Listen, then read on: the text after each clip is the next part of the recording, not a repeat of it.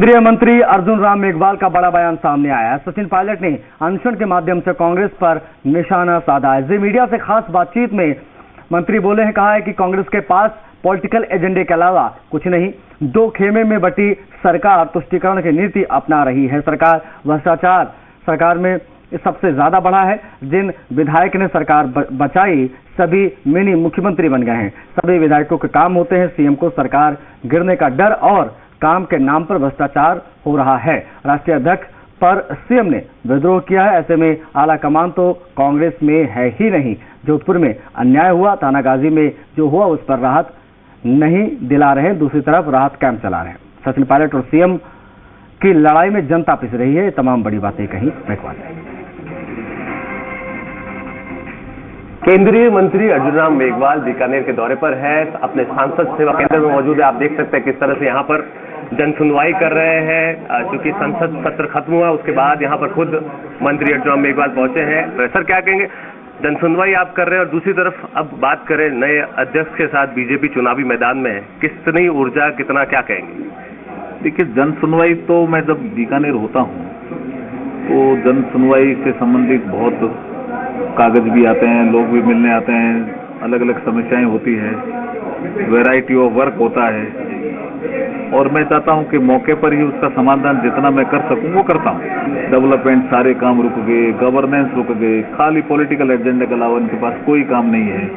और आज तो आपने देखा होगा एक पॉलिटिकल डेवलपमेंट और हुआ कि मैं कई दिनों से आपको भी कहा कि दो खेमों में बंटी हुई सरकार है। एक खेमा आज अनशन पे बैठ गया है और हाईकमांड के भी बस में नहीं ऐसा लगता है। तो जब सरकार इस तरह से दो खेमों में बढ़ जाती है तो अत्याचार और अनाचार भी बहुत बढ़ जाते हैं। अभी आपने बालोतरा की घटना देखी होगी और तुष्टीकरण की नीति और रहती है। अपराधियों के हौसले बुलंद होते हैं, वो देखते हैं हम तो छूट जाएंगे क्योंकि हम उनके वोटर हैं, तो फिर अपराध वो ज्यादा करते हैं। अनशन को लेकर जो सवाल खड़े हुए, रंधावा ने जिस तरह से प्रदेश प्रभारी ने जो लेटर जारी किया है कि पार्टी फॉर्म पर बात करिए, जनता के बीच जाने की जरूरत नहीं है, मुद्दों को लेकर सचिन पायलट को इस तरह की हिदायत दी है। दूसरी तरफ आप देखिए जिस तरह से खड़गे ने बयान दिया है इस पूरे मामले को लेकर के, क्या लगता है आपको जिस तरह से दोनों के बीच में लंबे अरसे से जो चल रहा है, क्या जनता को नुकसान हो रहा है? हो रहा है।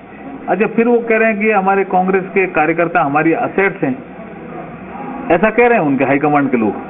तो आपका कहना ही कोई नहीं मान रहा है ना। तो कहना अशोक गहलोत ने आपका माना, जब उनको कहा गया कि आपको हम राष्ट्रीय अध्यक्ष बना रहे हैं तो उन्होंने विद्रोह कर दिया और ये भी कहना नहीं मान रहे हैं। तो फिर काय की हाईकमांड है जी? चुनावी एजेंडा और कुछ नहीं है जी। राहत किसी चीज, राहत मिल किसको रही है? सबसे पहले राहत दिलाइए ना। जोधपुर संभाग में ही एक दलित औरत के साथ अन्याय हुआ, राहत दिलाइए उनको, शुरू करिए ना राहत का काम।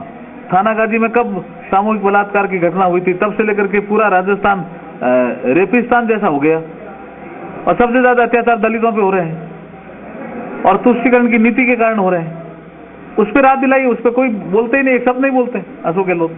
कैमरा सहयोगी अजीम के साथ रौनक व्यास, जी मीडिया, बीकानेर।